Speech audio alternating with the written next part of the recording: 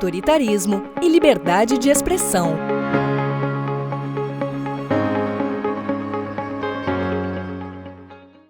O tema é autoritarismo e liberdade de expressão. Para comandar esse painel, eu chamo ao palco a diretora de formação do IEE, Vicky Jardim.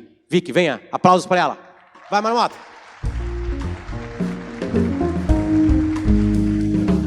E agora a gente vai montar o time, certo? Suba o palco agora, por favor, Roberto Salinas León. Onde está Roberto? Uma salva de palmas ao Roberto, gente. Roberto é diretor do Centro para a América Latina da Atlas Network. Tem um BA em Economia Política, História e Filosofia pela Hillsdale College e um MA e PhD em Filosofia pela Purdue University. Ele é comentarista ocasional também da CNN aqui da América Latina, da CNBC, da Reuters, da National Public Radio, da BBC Radio, da ADN 40 e outros. Uma salva de palmas ao Roberto.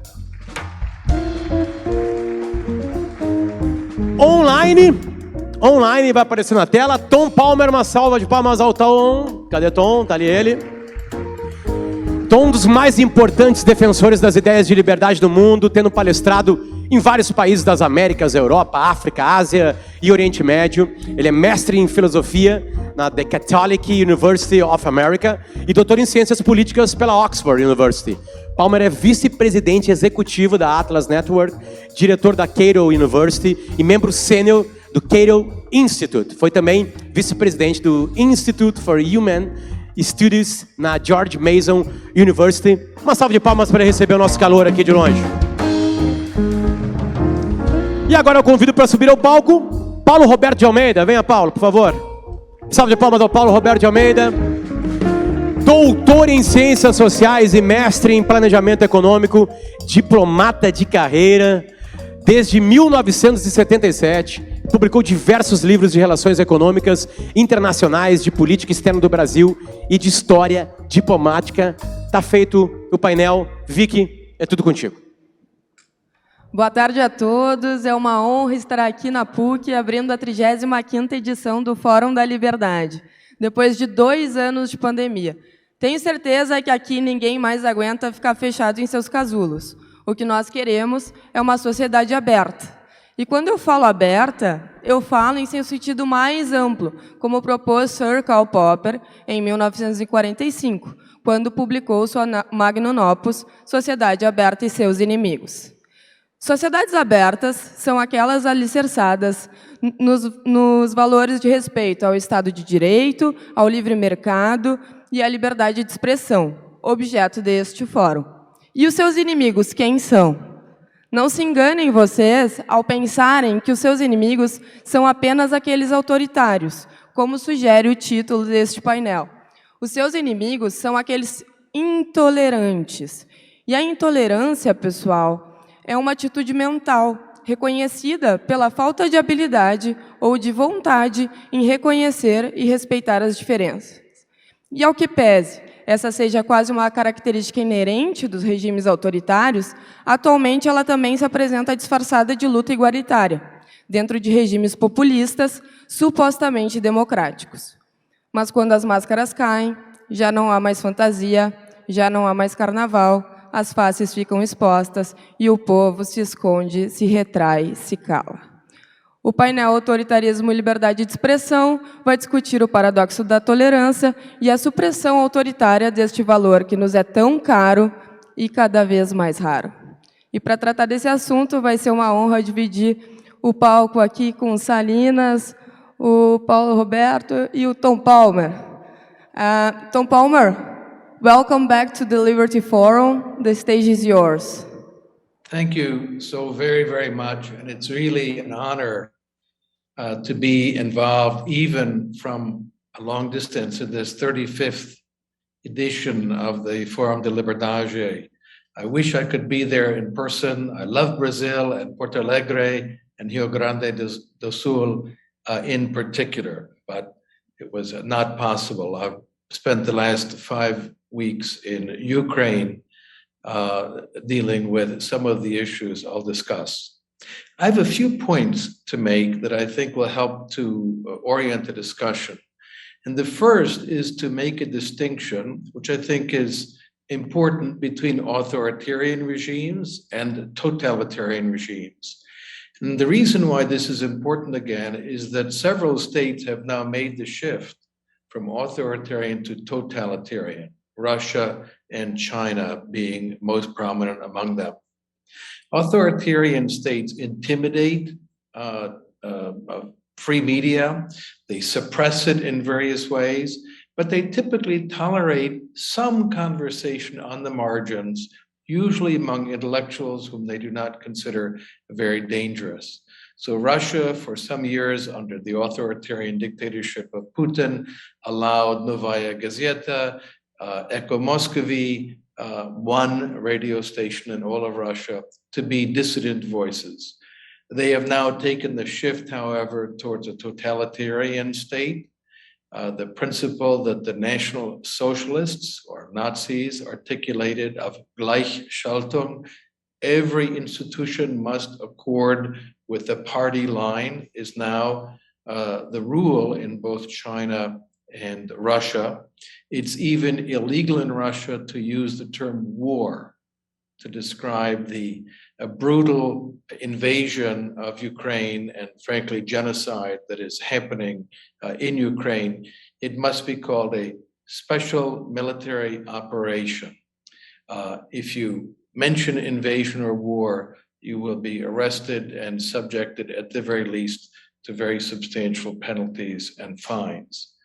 Now, a number of states are beginning to edge in that direction. I think El Salvador is a great concern under President Bukele, the new move to restrain the press and to limit their ability to report. This road is paved with a very important term, and that is the term enemies of the people. When the leaders of a political state begin to designate critics as enemies of the people, you know you're on the road towards authoritarianism and perhaps beyond. Donald Trump used this. Fortunately, he was not successful. AMLO talks in this language in Mexico about the attacks. Any criticism is labeled an attack, Bukele and elsewhere. And the media, the independent media, is seen as an enemy, not merely of the political figures, but of the people or the nation or of the state as such. When that happens, we typically see moves to suppress the media. It is often indirect. In Turkey and in Hungary, independent media had tax problems. So the tax authorities would come down on them, and suddenly they no longer belonged to the owners, but ended up in the hands of the state or of corporations indirectly owned by the state, or turned directly over to cronies and friends of the dominant political party or ruler. So that we see then the domination of the media. Hungary is a good example of this. They tolerate dissent, but because the state completely dominates the media, very few people hear that dissent. They get only state-dominated television and radio, and the opposition candidate, Márki-Zay in Hungary, was not mentioned on state media at all in the months prior to the election. Now, there's something else that I think is worth thinking about in this context. A new kind of authoritarianism that has emerged, a postmodern relativism, which is the foundation for authoritarian states and now increasingly the totalitarianism that we're seeing in Russia. And that is the view that nothing is true. There is no truth. Any truth is as good as any other truth. There's no distinction between lies and truth. It's just claims. It has a root in the view that there are no facts. There's only interpretation. The Russian fascist intellectual Alexander Dugin articulates this when he says it's all interpretation. There are no factual claims whatsoever. And consequently, when the Kremlin issues what most of us would consider lies, one after another, they say, this is just our view. This extreme postmodernism was also articulated by Steve Bannon, very, let's say, authoritarian figure in the United States, when he said that we're not worried about discussion and debate. We will flood the zone with, and he used a very vulgar English expression for excrement. We will flood the zone with excrement. And therefore, it becomes impossible to have a reasonable conversation. And even disagreement becomes virtually impossible. If we are going to have the freedom to disagree, there needs to be some understanding that there are truth claims that can be validated by reason and by evidence. But when you deny that, you effectively deny even the possibility of disagreeing, and you turn yourselves over to an authoritarian or totalitarian state. So I think it's an important, at an intellectual level or deep philosophical level, if we want to have the freedom to disagree, to have a shared understanding that achievement of truth is possible, rather than what the Kremlin is pumping out into the world today, that nothing is true, everything is as good as everything else, that there are no truths at all, only what we will to be true. And that is a metaphysical foundation of fascism. So with that, I'm very much looking forward to the co-panelists' contributions, and I'll turn it back to our moderator. Thank you. Thank you, Mr. Palmer. Paulo, vou pedir para você subir ao púlpito, então. A palavra é sua. Obrigado, Vitória. Estão me ouvindo bem? Meus cumprimentos, em primeiro lugar, a meu colega Roberto Salinas, com quem estuve hasta domingo em outro colóquio sobre a liberdade em Edmund Burke e em Bernardo Pereira de Vasconcelos. My congratulations to Tom Palmer. My deep appreciation for what you have been doing in connection with the true fight for liberty being struggled now in Ukraine, where the true sense of liberty is being fought. My deep appreciation, Tom. I will turn now to Portuguese. Meus caros colegas, amigos, muito obrigado em primeiro lugar aos organizadores do 35º do Fórum da Liberdade por este convite para falar para vocês, uma plateia selecionada, vocacionada para os temas da liberdade, da democracia, dos direitos humanos, na sua expressão mais correta, digamos assim, que é o direito de expressão e o direito de sentir, de divergir, de contrariar verdades estabelecidas, não é? O que o nosso autor do século XIX chamava de idée reçue, Gustave Flaubert. Como sempre eu faço quando recebo um convite, eu costumo preparar umas notas e para meus poucos 10 minutos agora eu preparei um texto sob o título, né, Você é livre para discordar, e coloquei no meu blog, quem quiser acessar e ler o meu texto de pouco mais de 4 páginas, está no Diplomatizando com 2 Es.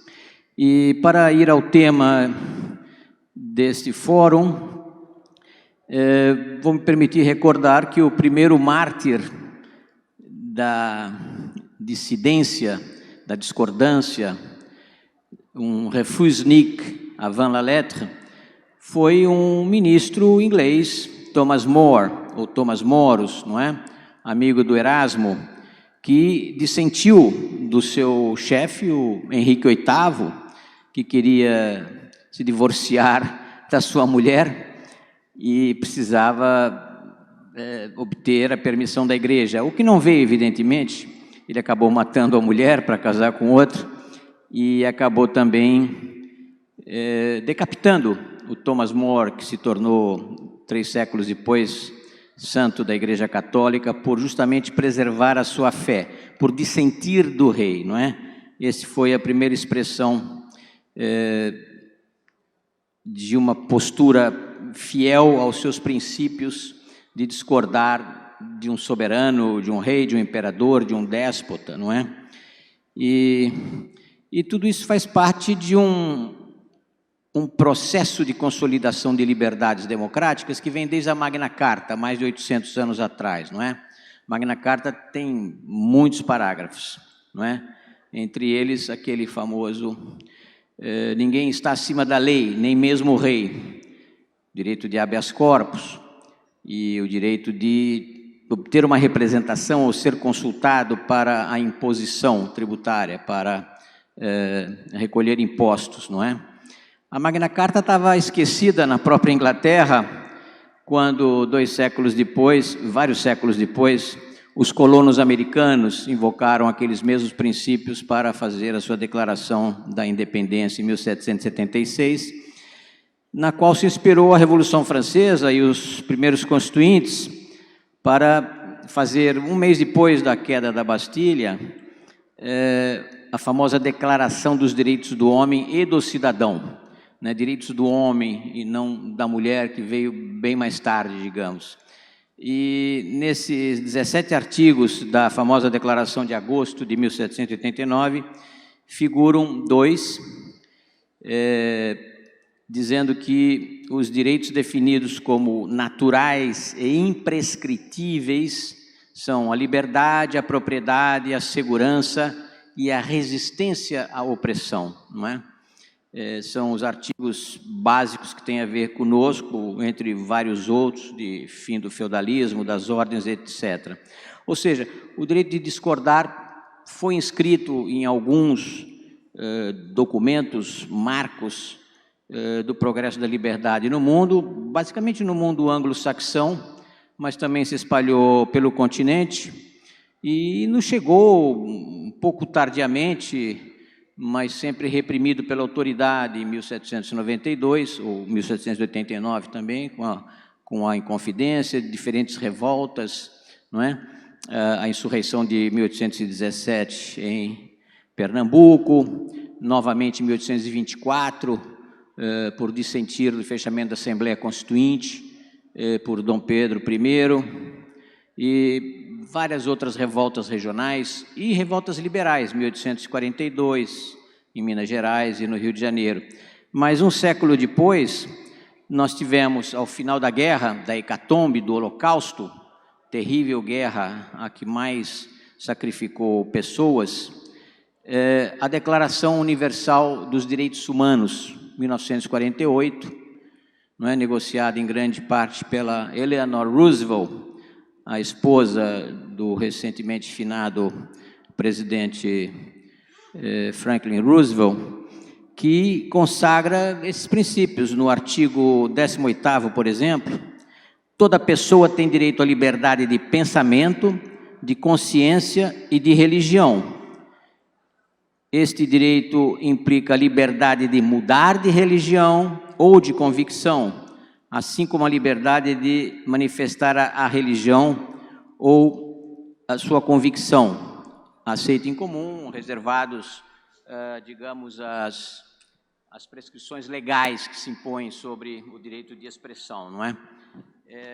Também o artigo 19 é muito mais explícito. Todo indivíduo tem direito à liberdade de opinião e de expressão, o que implica o direito de não ser inquietado pelas suas opiniões e o de procurar, receber e difundir, sem consideração de fronteiras, informações e ideias por qualquer meio de expressão. Isso tem muito a ver com o objeto desta conferência, não é? E o artigo 20º, toda pessoa tem direito à liberdade de reunião e de associação pacíficas, como nós estamos fazendo agora. Ninguém pode ser obrigado a fazer parte de uma associação. Ou seja, o fato de pertencer a um movimento, a uma corrente, a uma igreja, a um partido, a um meio de comunicação, implica também o direito de dissentir, né? Inalienável. Quando você adere a algum conceito, você tem o direito de dissentir das ideias eventualmente dominantes pelos soberanos, não é? E isso também está consagrado, em grande parte, na Carta da ONU, mas ela tem muito mais a ver com os estados nacionais do que com os indivíduos, né? A despeito do preâmbulo da Carta da ONU, falar de nós, os povos das Nações Unidas, todo o resto está voltado para os Estados-membros, né? Daí que a gente está vendo a liberdade sendo oprimida na Ucrânia atualmente, e o Conselho de Segurança, que é uma espécie de paz armada, né? A paz dos mais fortes, não consegue permitir a igualdade soberana dos Estados, no caso da Ucrânia, a sua liberdade de opinião, de entrar na União Europeia, aderir à OTAN ou não, em toda a independência, o que a Rússia pretende reprimir, não é? Em termos concretos, então, o direito de discordar, de divergir, de dissentir de uma opinião está muito consagrado em atos internacionais vigentes.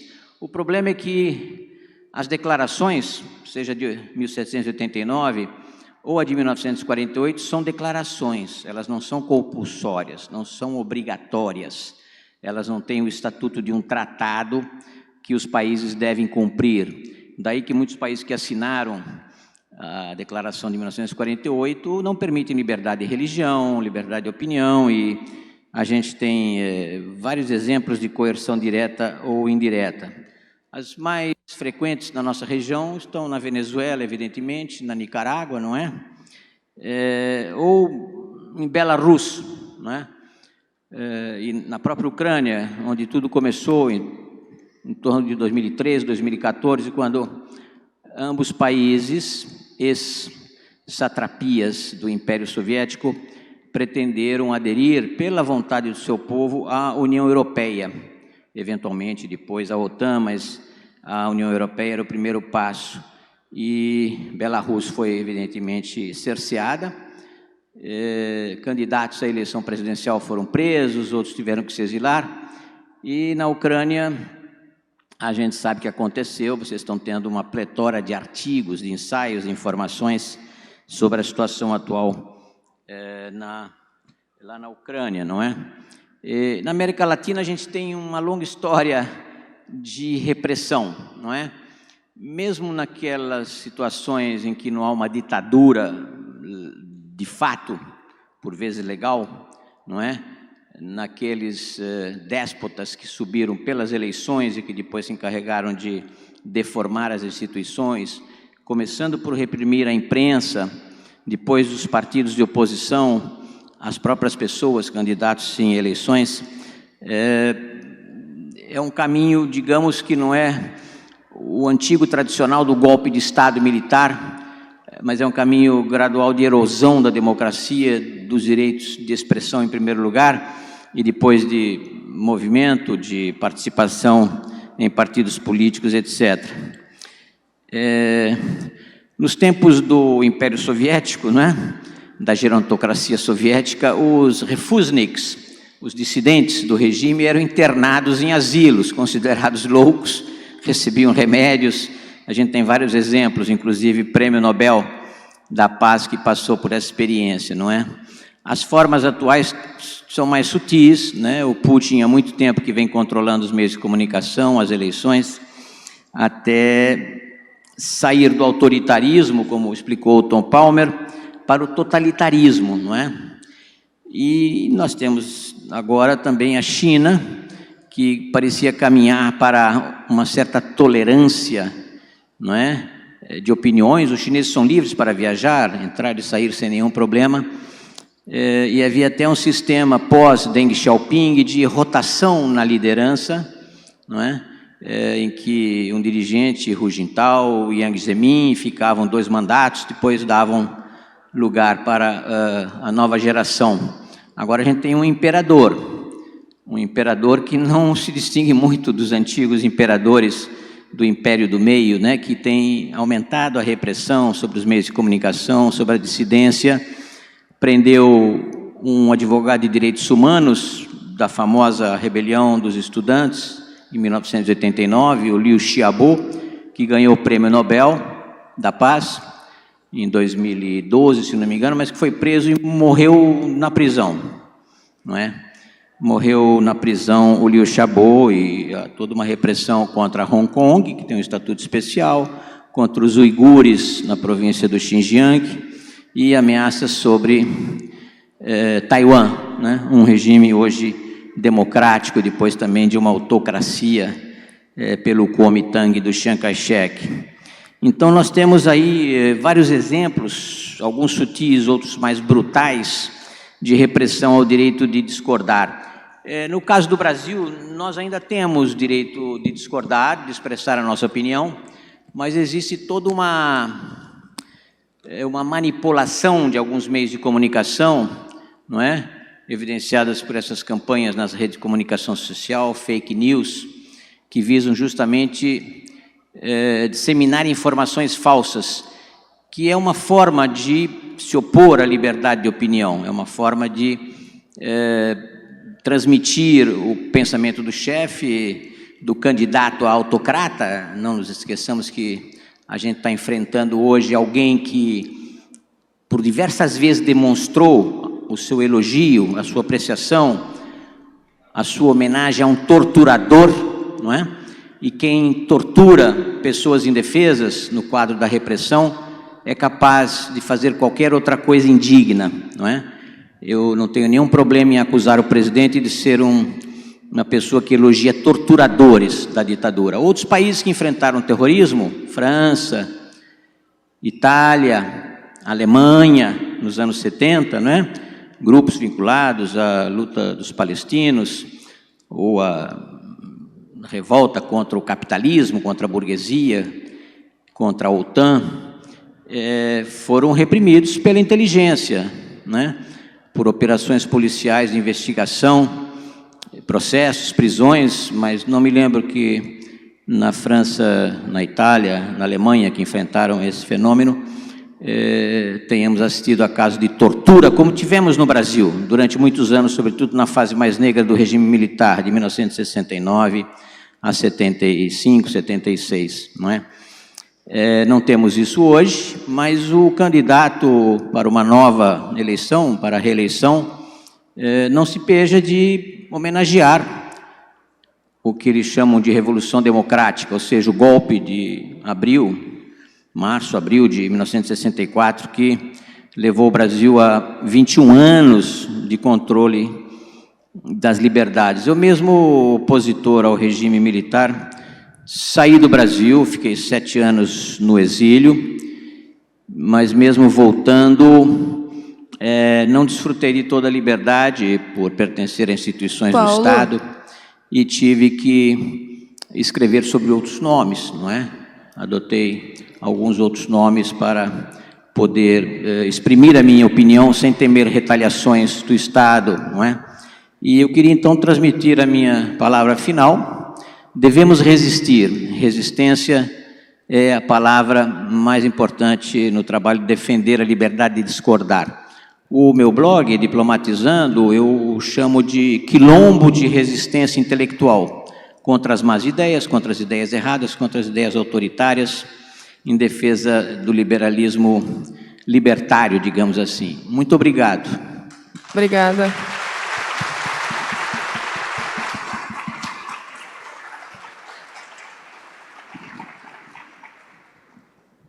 Obrigada, Paulo, pela aula de História.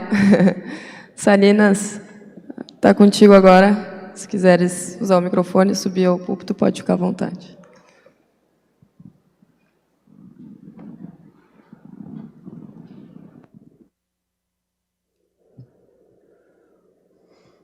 Muito obrigado. Hola, Porto Alegre. Soy Roberto Salinas de México. I was here in 1991 at the Foro de la Libertad of Instituto de Estudios Empresariales, invited by André Leuferman. So it is a particularly great pleasure to be back with you on this occasion. In 1991, I talked in Español or in Portuñol, but this time I've been asked to talk in English for the benefit of the type of conversation that we're having with you today. And I'd like to pick up on themes that Mr. Ambassador and my colleague Tom Palmer of Atlas Network have already emphasized concerning the importance of the right to disagree. In 1991, when I was here, one of the great discussions then was the essay and then book of Francis Fukuyama, The End of History and the Last Man. This became a very important text after the fall of the Berlin Wall, in the sense that it somehow stated that democratic capitalism was here to stay and to stay forever. This is the characterization that Fukuyama's thesis is given today and was given back then, but I think that many people did not read Fukuyama carefully. That is not exactly what he says, and there's been a great deal of misrepresentation. Another friend of ours that has been at this Foro de la Libertad, Ian Vasquez of Cato Institute, recently reminded a few of us that we should go back and read some of the cautions that Francis Fukuyama stated in that famous article and then famous book. And he says that without a sense of purpose in a society, without a common ground, without a consensus on basic principles and a sense of unity, there is a risk that in a post-historical society, or rather that in society in the future, 20 years, 30 years from now, we could see acts of terrorism, we could see enormous disruption, we could see a wave of polarization, we could see the type of relativism about truth that Tom Palmer was talking about, and that we could see the emergence of a full-fledged politics of hate. Exactly what we have seen in the first 22 years of the new millennium. So there's a certain prescience and a certain sense of what to do and what not to do that we can find in that famous article by Fukuyama back then, which I think bears rereading, carefully rereading. Fukuyama himself has also written a book called Identity, which I think is a very good approach to try and define part of the aspects of the politics of hate that we live with today. Identity politics, or what another thinker, Ian Bremen, has called the us versus them mentality. This is embodied in the very nature of the phenomenon that Tom Palmer called the idea of the enemies of the state, enemigos de la nación. If what you say is against what the ruler says, not only are you saying something that is false, you are also betraying the nation. So this is a convenient way of silencing arguments. If you are against me, then you are not with me. There's no possibility for conversation, no possibility for dissent, for discord, for disagreement, and therefore no possibility of being able to talk to each other, of doing what we actually greatly require in our societies today, which is a sense of robust and active dialogue, diálogo. Where does the word diálogo come from? It comes from dialéctica, dialectic, an exchange of one idea with another, hopefully in the spirit of a civilized conversation that elevates the intellectual level, that is able to take us to a next level, even though we might disagree. But we're first going to agree that we're going to disagree. We're first going to share a wide body of principles, and then later, at the periphery, or in other matters, and matters that may be very controversial, we'll disagree. And we can disagree with existem questões que são controversas, nós vamos discordar. I guess somebody disagreed with me. So I think this is what is behind the caution that Tom Palmer shares with us about the enemies of the people. Beware of those who cite the nation and who cite identity politics in order to win an argument. There's a surrender of logic, of argument, of evidence, of everything that tradition and the lore and learning of our intellectual history has given us. You can see this also in the use and abuse of labels today. Oh, you're right wing. That automatically ends the argument. Oh, well, that's just right wing. Oh, okay, no more need for an argument. No, eres un neoliberal. Yeah, no more. No need to argue, no need to debate. No, eso es capitalismo salvaje. This over-reliance on labels, on phrases, we also see it from our side. No, that's just radical left wing. Well, wait a minute. Let's sit down and see what the gentleman or the lady is saying, or what this group is saying, or what they're advocating, and let's diagnose and see. And instead of labeling it, and instead of putting an etiqueta on it, let's just first talk about what consequences this might bring, what history teaches us about these consequences. Today, we live in an age of radical uncertainty. I love this concept, radical uncertainty.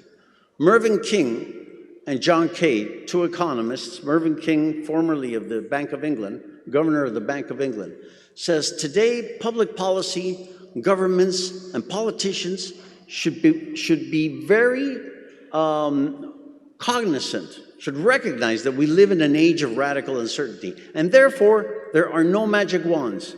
There are no easy solutions. There are no cookie-cutter schemes that can say, this is the right way to do it, and this is the way you should do it.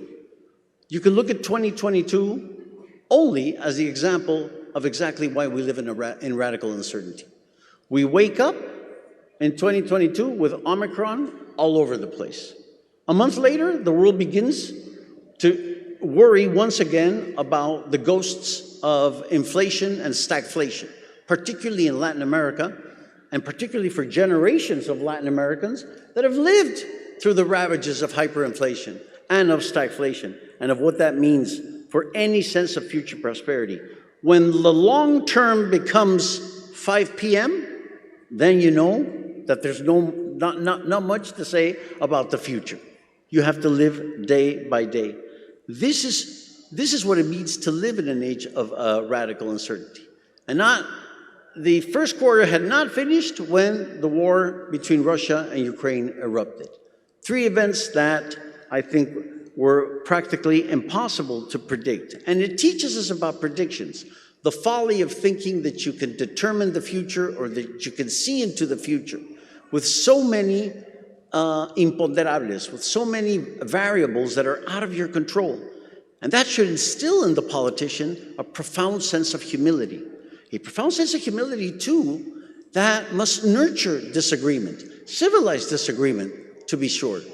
But the idea that there's a preconceived truth and that the politician can impose it is the worst enemy of any culture that puts liberty as the basis of future prosperity.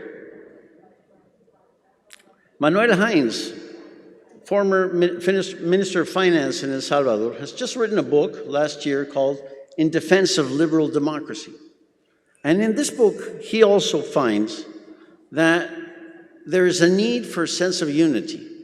We must, those that defend liberal democracy, not even knowing exactly what it is, and we may disagree with that as well, but we know that we're searching not for something vertical, predetermined, and preconceived.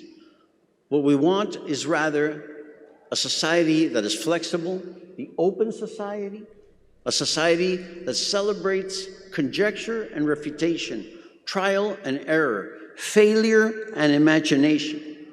It is the vertical society, the closed society, that is based on the authoritarian thinking that he or she has all the truth about the world. Yo hablo con la verdad.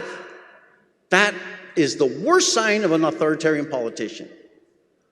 Yo procuro descubrir la verdad is very, very different.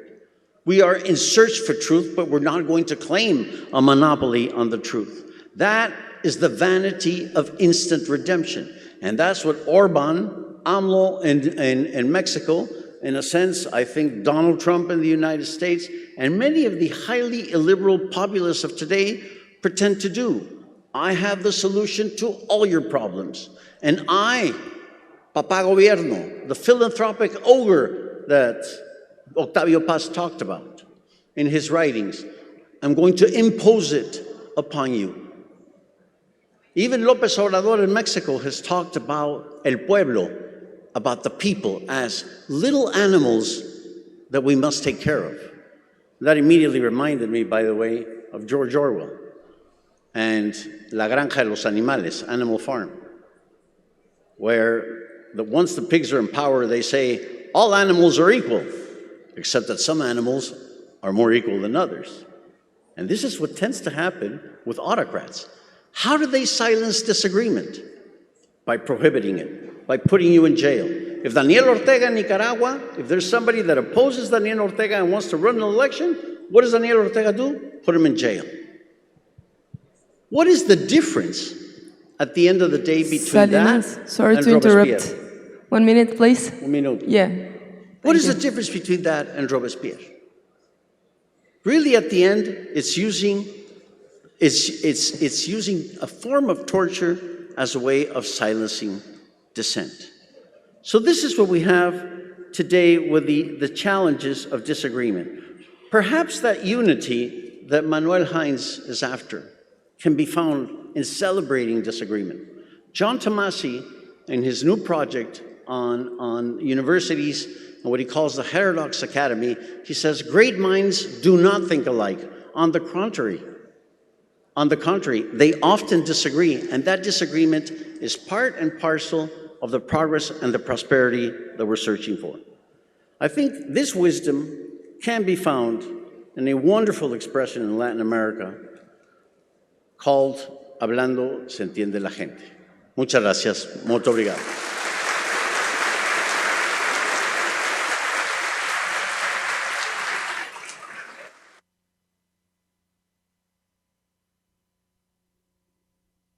Graças, Roberto. Eu vou endereçar as perguntas em inglês para que os três palestrantes possam compreendê-la. E, dado o avançado da hora, acredito que a gente tenha tempo apenas para uma ou duas perguntas. Então, se vocês três puderem comentar, fico agradecida. So, Mr. Palmer, I'll address this one first of all for you. Is there a difference between authoritarian governments of the right and the left? Are they just different sides of the same coin? Any of them threaten more our liberty to disagree? And talking especially about Brazil, Lula or Bolsonaro, one of them threaten more our liberty to disagree? In a nutshell, these are different flavors of the same poison. They claim to be the only representatives of the authentic people. The left, for a long time, conceived that as the working class. The right conceived that as an authentic nation that was ethnically rooted. Those distinctions are now largely gone, and it's more difficult to distinguish so-called left authoritarianism and right authoritarianism. All of them are morphing into some version of nationalism, national populism, if you will. With regard to which is the greatest danger, hard to say, it depends on where you live, but I do think that right-wing authoritarian trends have been on the rise and very much promoted by the Kremlin, and we should be very alert to it. As to what is the greatest danger in Brazil, that's a hard one for me as a foreigner addressing Brazilians. But I do think that the discussion, the fond memories of military dictatorship. As memórias da ditadura militar.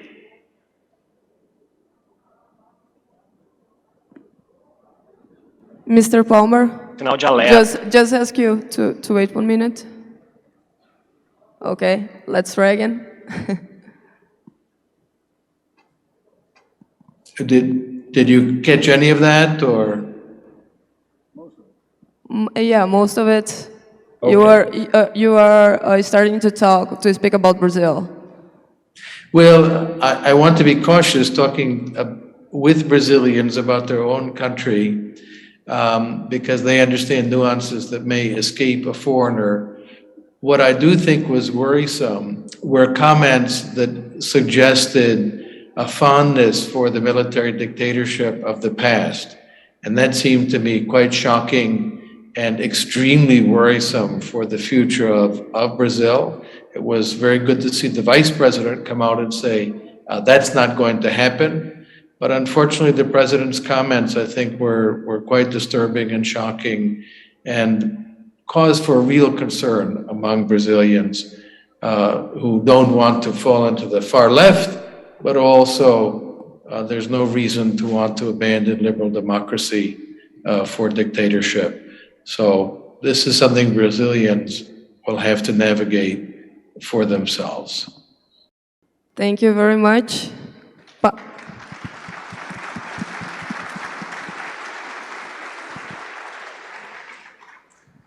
Paulo, since Palmer told that he's not Brazilian, I think it's your turn now.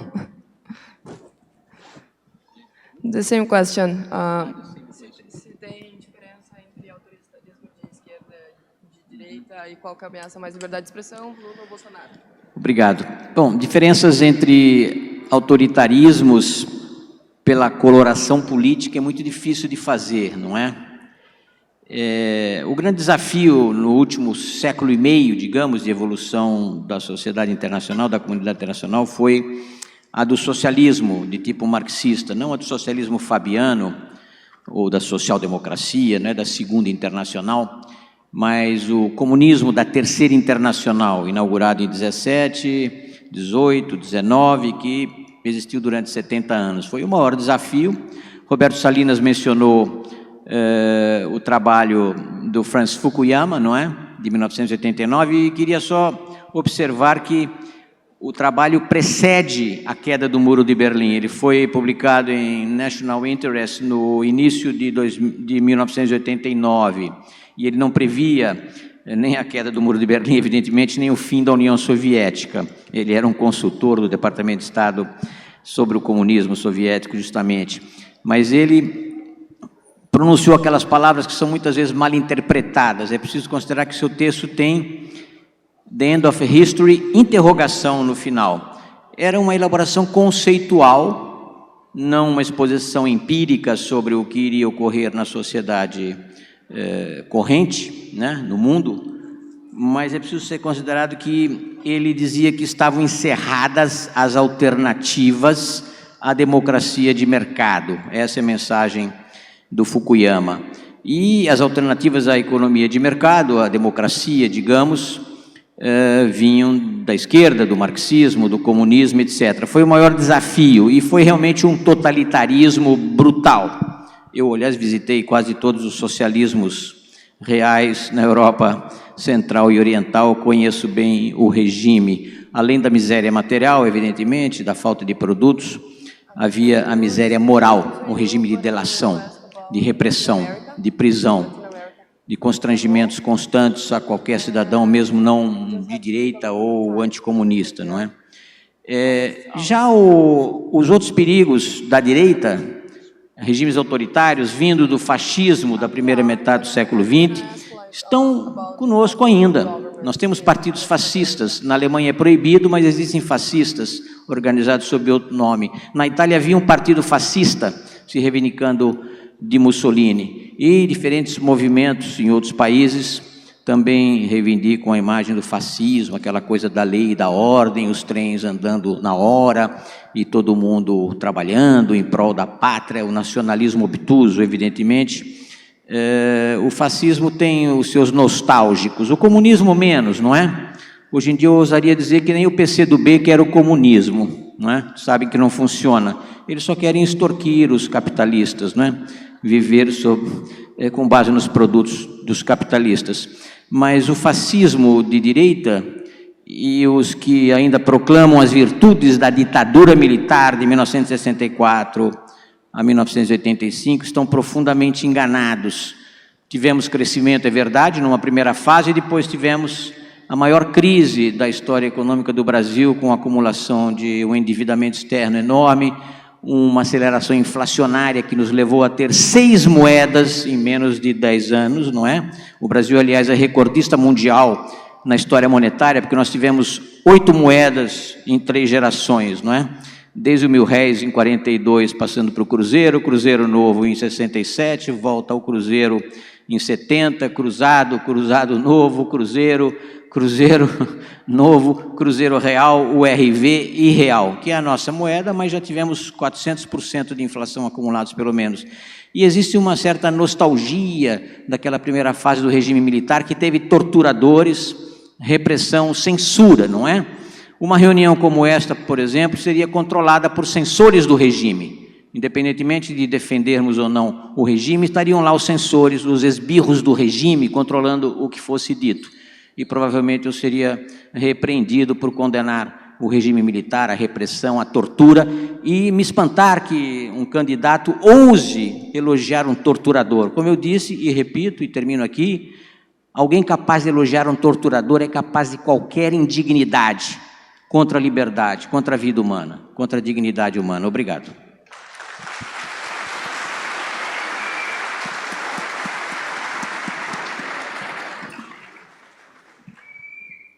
So last question to Roberto, the same proposition to Latin American, why we seem to have like a crush to authoritarian regimes and how this threat our liberty here. I think that in Latin America, and I think for the rest of the world, whether it's right or left or up or down or center or whatever, it's the authoritarianism and the autocracy, what Moises Naim calls now the revenge of power, that we should be worried about. And keeping the conversation open or not blocking the road to inquiry, as Pierce in the United States would have said, these are the best ways of keeping ideas of liberty alive. These are the most reliable ways of keeping ideas of liberty alive. So we do have a good barometer. I think that there's a great deal of discontent and disruption, especially among young people, and it's not like Chile and Peru and, well, Venezuela is a whole basket case, or Argentina are turning one way, left or right, or right in Brazil, maybe Mexico, Central America. It's rather there's discontent. And that discontent has to be channeled through open and civilized conversation, which is why this forum and the theme of this forum is so relevant and so important.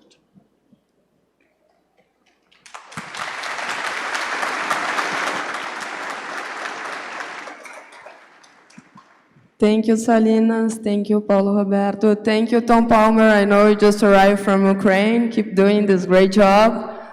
Painel encerrado, uma salva de palmas.